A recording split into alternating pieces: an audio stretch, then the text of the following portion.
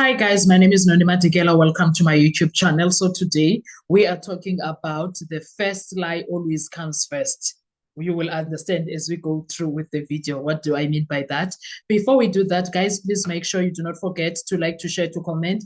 And most importantly, please make sure you are subscribed on the channel. You are watching the videos up until the end, and you are watching the ads that are coming through. When you are doing that, you will be supporting this channel financially and in numbers. Thank you so much. You are very much appreciated. Now, in every broken case has a moment, there is a moment before the damage is visible.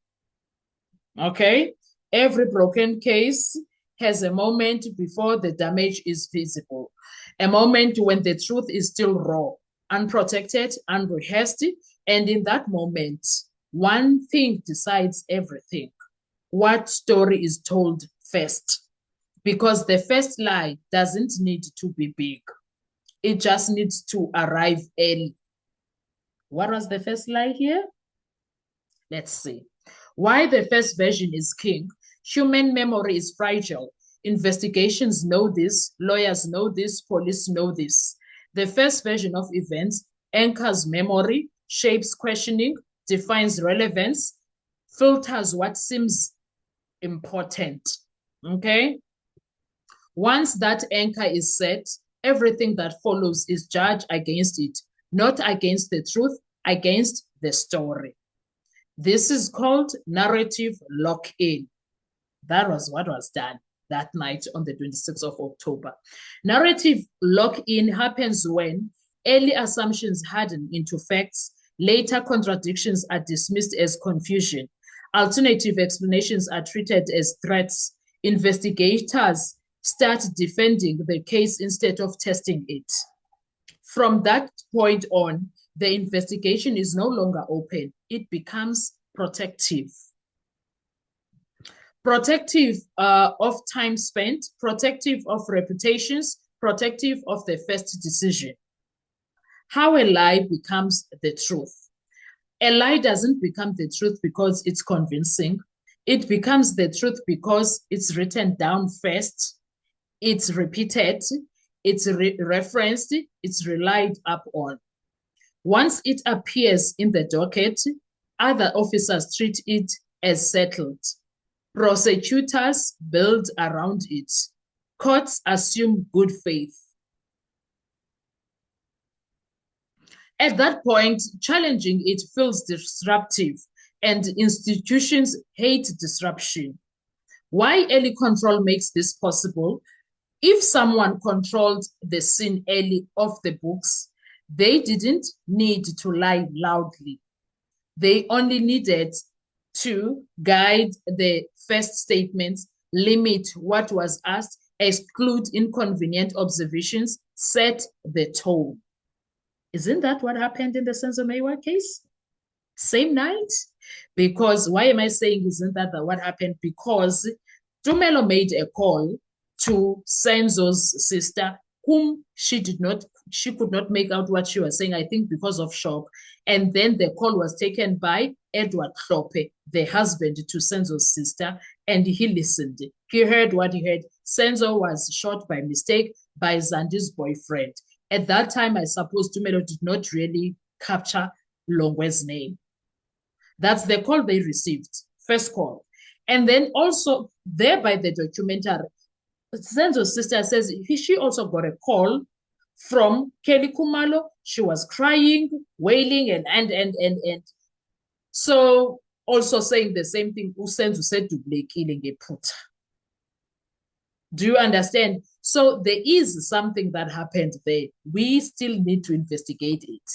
Anyway, since we are the ones that are investigating through that courtroom where they drop things and the bombs there, we take those case shells and we put them together. We are like, let's analyze this. What is this now? It's not making sense. And then we come and sit like this and have these conversations with you. You make up your own mind from what we are analyzing. It's up to you. Now, from there, the system does the rest, because later investigators inherit a case already framed. And most don't ask, is this true? They ask, how do we prove this? The most dangerous phrase in policing. There is a phrase that kills cases. That's how it happened. That phrase, that's how it happened. Once the sentence is accepted early, everything else is interpreted to fit it. Evidence that aligns is praised. Evidence that conflicts is explained away. Evidence that threatens it disappears into footnotes. This is not conspiracy. This is institutional psychology. That's how things move there. Courts rely on continuity. The legal consequences of it all, you're going to see them. If a false narrative is embedded early, later evidence becomes derivative. Witness memory becomes contaminated. Cross-examination becomes a reconstruction battle. Truth becomes improbable because it's new. Appeal courts recognize this. They call it investigative bias, contamination, procedural unfairness. But by then, years are gone, lives are on trial, and justice is delayed or denied.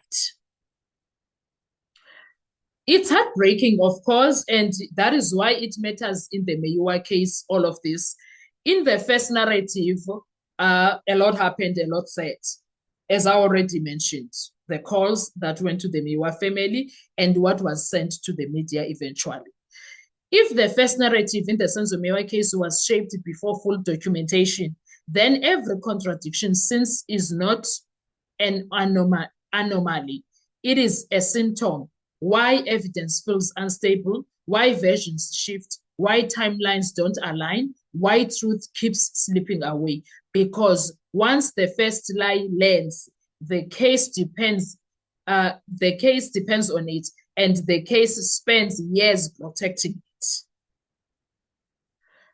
That is exactly what looks like is something that happened in the Meyiwa case, because the Meyiwas received calls. There are two calls of importance. The one that they both went to Senzo's sister. The one was dealt with by her husband. The other one, she listened, it was Kelly Khumalo speaking. Now, they want to change that entire situation, and they brought the robbery gone wrong kind of vibes. While we were watching that, something else emerged. Hit. Like, versions keep changing. It's an unending cycle, and it's exhausting. I think we should also do another video when it comes to that. I hope I won't forget these videos that I said we must do videos about these what you call these things that I said. It was a Makubo video, why he was in the crime scene. And the other, I think it's number three, this one. I don't remember well. I need to watch my videos to remember. What else did I say we need to do a separate video for? And I digress. Now, the most powerful lie, it's not the one told in court. It is the one told before the court ever exists. Because once a lie becomes the starting point, the entire journey is corrupted. And until the first story is confronted, not defended, this case will never find peace. Never. We will never find peace in the Senzo Meyiwa case until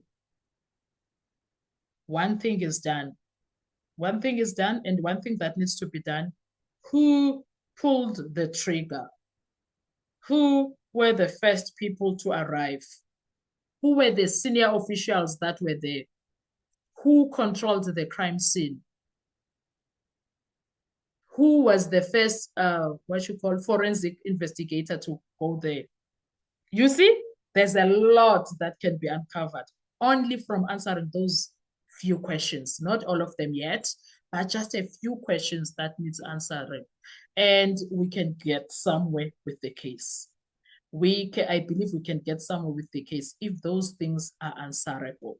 Anyway, what are your thoughts when it comes to this? Please make sure you do not forget to like, to share, to comment, and most importantly, stick around. I've got a lot of this, where this comes from. I'll see you on our next video. Bye-bye.